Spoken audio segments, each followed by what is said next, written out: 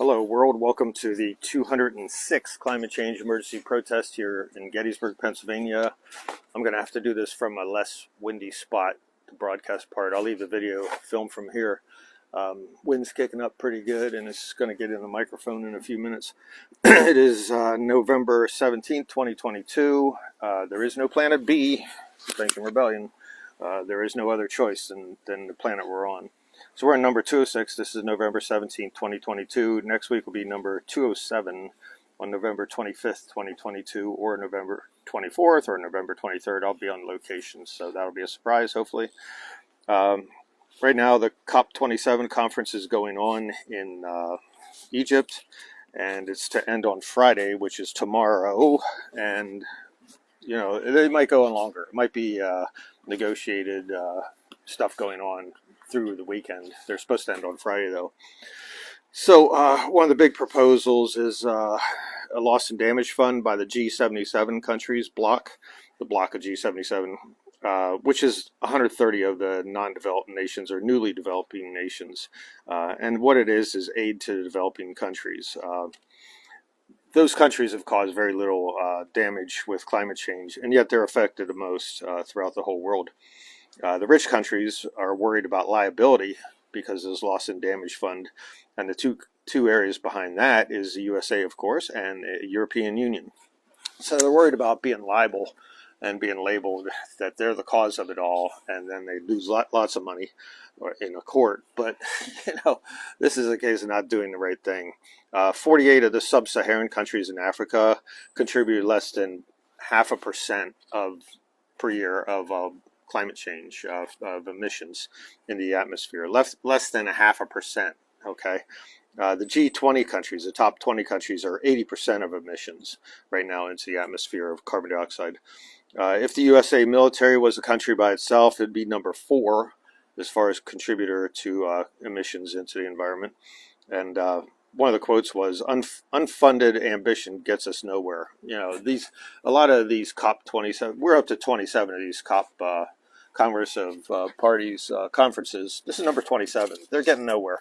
They agree to talk about it, later, to agree to talk about it later. You know, and they're getting nowhere. They had the Paris conference back in 2015. They agreed to do a certain thing, and if they'd done it right away, yes, climate change might have been held in check somewhat. But now it's too late. Things have spun 7 years out of control, and they're still using the benchmark as the 2015 climate change conference. And it's too late for that. You got to now. You got to pay the piper, and instead of doing what you're doing back then, now you have to double up your efforts. So it's getting more and more difficult to get a hold of this climate change issue, and I suspect it is way too late. Right now we're on 5 tipping points that are right at the edge, if not already tipped. That'd be the Arctic, the Antarctic, Barents Sea, which is north of Norway and Russia, and coral reefs and the permafrost. These regions are under severe tipping points right now, and there's no getting them back once they start going. That's the whole thing about a tipping point. Like a book on a table, once you push it off the table, it's going to hit the ground, and you can't stop it no matter what. 10 million people a year die of heat as a result of climate change, and 15 million die of pollution. And that's not counting those that are dying of hurricanes and tornadoes and things like that, and floods. So it's a lot of people are dying right now as a result. You got tens of millions dying in Africa right now of starvation. One person in the Horn of Africa is dying, or in Africa itself, is dying every 39 seconds from starvation. That's the severity of it all. If that happened in the United States, we'd be up in arms. But because they're brown and black people, who cares, right? So we'll just let it continue to happen. So right now, a lot of countries are burning coal straight into the atmosphere. You know, they're treating the atmosphere like a worldwide sewer. You know, the atmosphere is like a dumping ground. We don't care what happens. Oh, the nature will handle it. Everything will be fine. But we are treating it like a sewer. And carbon dioxide is going up about 2.5 parts per million per year. So this is a situation where we're creating a horrible situation that we cannot get back from. Everything we put into the environment has to be pulled back out of the environment eventually, out of the atmosphere. And so, if every minute we wait is a minute, not only to pull it back, then you have to go a minute forward. So you're losing 2 minutes basically for every minute. Otherwise, you're just holding your ground in this horrible situation where we are. We got to start moving in a positive direction, and it's not going to happen because everyone's debating whether we're liable or not, or debating whether we can afford to do this or not. And at the very end, everyone will kind of realize that we should have done something, and it will be over at that point. So you got hydrogen, which is a potential energy source, and in its normal state, that you'd find it in the ground or whatever, it's not overly abundant. But there is different ways of doing hydrogen that they're doing now, and one is black hydrogen, which is the absolute worst. They make that out of coal. They split off, the atoms from that and get hydrogen out of that. That's horrible. You got blue hydrogen, though, which is steam from burning carbon. So if you burn the coal, there's steam coming up, and you trap that steam, and then you separate the oxygen and the hydrogen from that that's coming out of the gunk. Then you got turquoise hydrogen, which is natural gas, which everyone thinks is clean and everything. Methane is natural gas. It's one of the worst greenhouse gases out there. The first 2 years, it's 162 times more potent as a greenhouse gas than carbon dioxide. Years 2 through 20, it's 86 times more potent as a greenhouse gas.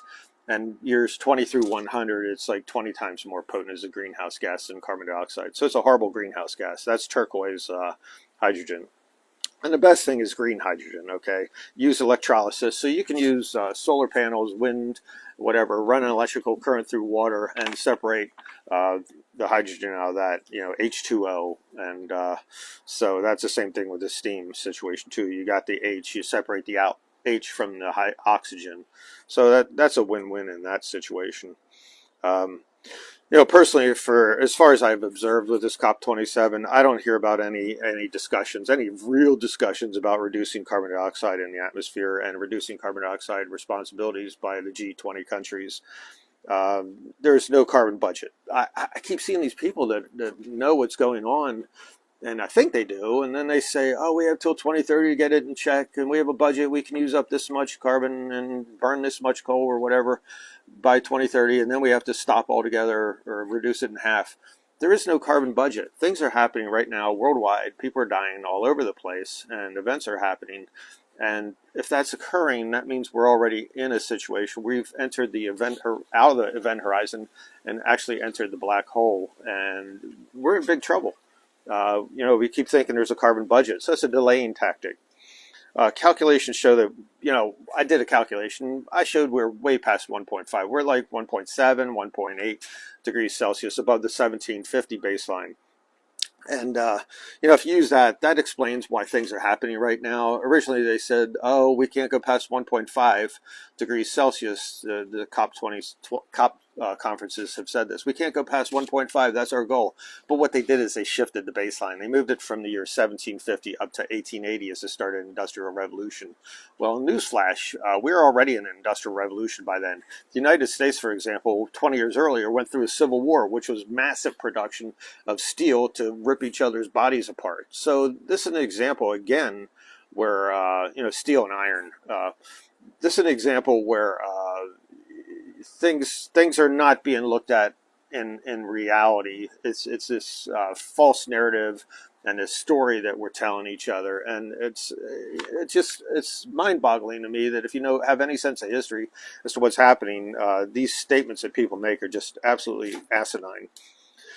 So at 2 degrees, which we probably have 0.2 degrees more to go for that, by my calculations, or if we go with a 1.2, that the atmosphere has risen in temperature and the worldwide, counting the oceans and everything, basically we have 0.2 degrees, and then things everywhere all at once are going to be happening, tipping points and everything else. 1.5 is truly the baseline, or by my calculations, the 2 degrees, when we hit 2 degrees, since we're at 1.8. When we hit 2 degrees Celsius, that's when things are just everywhere, everything all at once. And the horrors begin for everybody. And on the way to that point, starting this year, coming up 2023, we're going to see it worldwide. We saw it last year, the glimpse of what's going to happen. And, it's bad to predict what's going to happen next year or the following year, but you can pretty well be self-assured. Things are not getting better. the Earth will respond in kind, and we're pushing ourselves, as I said earlier in the last broadcast, out of the comfort zone, the Goldilocks zone, and pushing us into hothouse Earth zone. And getting back from there will be an impossibility. The Earth will have to readjust by getting rid of all life on Earth, and take millions of years to readjust. Basically, we're very close to the tipping point. And then at that point, I've heard different people say that we have 69 tipping points or 120 different tipping points. But what they're saying essentially is everything becomes a tipping point at that point. You can walk out of your house and look at trees or grass, and you can come up with an idea of what a tipping point is just by looking at that and what's going to happen when things get too hot. So one thing leads to another, and right now, we're at an increasing speed. So we're going to see an increasing speed getting to these tipping points. So we'll pass one tipping point, and one will lead to two, and two will lead to 8, and 8 will lead to 20. One thing, as soon as you're at one tipping point, it starts cascading into others. And you don't want to be at any tipping points. That's why we need to get carbon dioxide back to 280 parts per million. Right now, we're basically at 420 parts per million. You want to get back to 280 parts per million carbon dioxide for everything to calm down. And anything above that, 350.org people, wonderful people, but at 350 parts per million, tipping points will still be approached, just at a slower rate than at 420. So 350 is not an option. 280 is the only safe zone. So we're truly in an existential threat. This is the 6th mass extinction. Some people think we're up to the 8th mass extinction. Splitting hairs, who cares? But we're in a mass extinction now, meaning that most all life on Earth is going to get wiped out at this point, the way we're headed, unless we start doing the right thing. And right now at this conference going on in Egypt, they're negotiating, rather than doing the right thing. There should be no negotiating at this point. That should be like, oh yeah, that's a problem, we need to deal with that. Oh yeah, that's a problem, we need to deal with that. And we'll all handle it equally. And the richer countries can easily handle it better than the poorer countries. So this is exactly like chatting with each other at a dinner table about what's for dinner. And then while the kitchen is fully blazed in fire, if we're, oh, what do you want for dinner? I'll have da da da da da. Meanwhile, the whole kitchen's on fire, which leads to your whole house being on fire. That is a tipping point, and that's where we are right now. Politicians, they're not taking it seriously for the dire, life-threatening event that this is. In the United States, for example, right now they have the Senate has been won by the Democrats, and the House of Representatives have been won by the Republicans. And everyone's like, oh, this is terrible, terrible, terrible. I think it's a great thing. I think each party is going to have to equally shoulder the responsibility as to what's coming. And newsflash to the Republican Party, the events that are happening in the United States right now, just for right now, are largely a Republican state-oriented event. All these events that they're suffering the effects of climate change are mostly Republican states. You look on the map, and yeah, California is a Democratic state for the most part, but you look at the other states being affected throughout the whole southern region of the United States, and it's all Republicans. So each party is going to have equal responsibility for shouldering this burden, is to come up with solutions, or not. They'll keep infighting, they'll keep distracting you with Ukraine and Russia and different things like that. And yeah, there are very important issues, and stuff in the Supreme Court. Important issues, but this is a life-threatening, life-ending event going on right now. This is in the future. This is happening right now. Okay, and that's what the politicians. Now the media, of course, they say absolutely nothing about the COP conference going on in Egypt right now. Absolutely nothing. No reports, no nothing. And you look on the morning and evening news broadcasts. There's nothing being done. They're in collusion with the big money, the big corporations, and you look who sponsors each media. Whether it's newspapers or television stations, and you can pretty well trace back where the money is. And those corporations don't want anything done concerning climate change because they want to make a profit rather than worrying about what's happening right this second. And there won't be any profit in a few years for anybody when we're in dire situation. Now, then you got the politicians, you got the media, now you got the population, us, okay? They demand spoon feeding of information like a child. Here's your news for tonight. Here's your news for tonight. Rather than people seeking out and finding out the news on their own, going on YouTube and various things, and actually seeking it out. You have some really great broadcasts going on right now. If you go to Haystacks, you go to Al Jazeera, you go to European news, there's all sorts of news around the whole world. And you got to get out of this idea that the United States has just one type of broadcast, and that's the actual news. The people of the United States have no clue. They're actually buffoonishly and stupid about what's happening. They're not worldwide oriented or anything like that. And I know I'm offending all of you because you think your 3 or 4 news broadcasts are the answer to it all, and you're being fooled. You're being dumbed down, and if this was anything from kindergarten on up to doctorate level in college, we're not even at the kindergarten level. We're at preschool, and that's where the United States is right now about things. And I'm sorry for the people of the world because we have so much money and pollution going in the atmosphere, and they think it's okay. They think this is it. The election, that was about this and that, and they didn't mention climate change wasn't even in the top 5 of most important things happening in this election. So we're really a bunch of dolts. Okay, now a lot of people say you're not being positive. Your talks are not positive. Well, you need to be realistic about what's going on. If your house is on fire, you don't talk about the cat and whether it needs fed today. Okay, you got to worry about putting the house fire out. And anyone that's not observing this is not observing anything. You have to realistically understand what's happening and connect the dots. Okay, this allows everyone to eventually understand the eventual outcome. And if you understand we're going to go extinct and we're all going to die, and then work your way backwards from there, and how can we prevent this? How can we slow it down? And start working your way up back to the point where how can we absolutely fix this, in a positive manner and get things going. But right now there is no push, no nothing. We get no discussions. My wife and I get no discussions from friends or family or anybody we meet about climate change. And they have to know, after I've done all these broadcasts and put them in the 3 local networks, there's no talk about climate change. They don't care. So we're still doltish, we're still childish, and we refuse to grow up. So it's irresponsible to not only hide the truth of what is happening right this second, what is happening by the media and the politicians and the news and everything like that. It's irresponsible to only care about now and allow the next hundreds of generations to suffer and never see the light of day. There will be no 100 generations from now. People go, 50 years from now, people will look back, and no, there's not going to be any 50 years from now. That's the situation we're in. You're looking at a very few years till we can actually do something about this. And then at that point, just throw up your hands and just enjoy the ride into hell, because that's about the only solution at that point. So we're allowing a death sentence to happen for the next hundreds of generations and ourselves. It used to be, by 2100, things are going to happen. Now, then it dropped down to 2070, then dropped down to 2050. And now the top leaders are saying this. Lula da Silva from Brazil yesterday said no one is safe. Okay, you get that.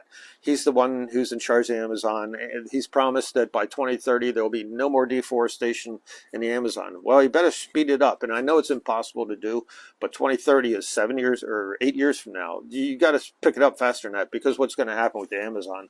They're going to hit tipping points as well, where the Amazon, all the trees rely on each other for water and an environment. They create their own situation where it rains in the afternoon and things like that. And what's going to happen is they're going to hit a tipping point, and they have hit tipping points where the air currents change, and no longer do the trees help each other, because you just cut down the neighbor tree and the neighbor tree on the left and the neighbor tree on the right. And they're at a tipping point right now where if you hit 20 or 23%, I've read, of deforestation, that's it. The Amazon's done for it. It starts burning up and degrading, and you can't get it back as well. Antonio Guterres, the head of the United Nations, said we're in the fight for our very lives. Now, these top leaders are saying this, but they're not doing any action. But that's commendable. They're at least saying it. Let's see who else. President Maduro of Venezuela, like him or hate him, I don't care. But he said that the situation right now with the corporations and everything and the governments, that's kind of like making an arsonist put out the fire. The arsonist doesn't want to put out the fire. The arsonist is enjoying the fire. So as Guterres says, we're in the fight for our very lives. That means right now and not just in the future.